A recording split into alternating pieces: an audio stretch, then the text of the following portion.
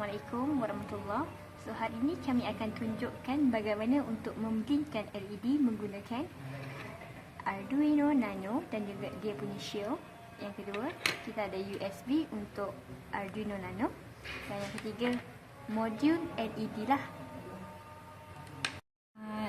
LED modul terdapat 3 pin, iaitu voltage, signal dan juga ground. Tapi kita hanya gunakan dua pin sahaja, iaitu ground and signal. Untuk penyambungan LED modul ke Arduino, kita akan gunakan pin digital nombor 8. Okay, untuk pin signal, kita akan sambungkan di pin signal 8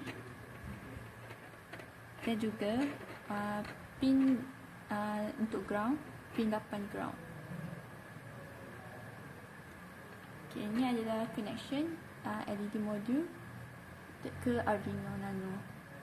Baik, bagi penyambungan hardware kepada software, pertama sekali kita mestilah lihat kepada tools dan kita mestilah pastikan board yang dipakai adalah Arduino Nano. Kedua, port yang digunakan mestilah yang available seperti mana yang dipakai di dalam manager device. Okay, next kita pergi kepada instruction. Pastikan pin yang digunakan adalah sama dengan Arduino, penyambungan di dalam Arduino.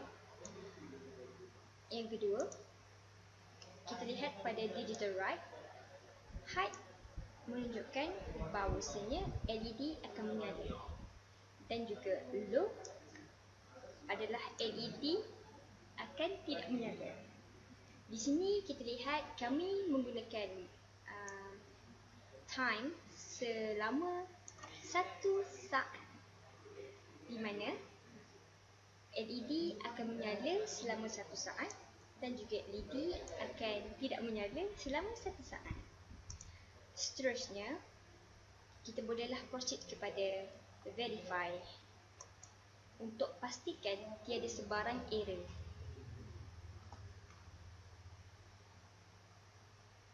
Okey, sekiranya tiada sebarang error, kita proceedlah kepada upload.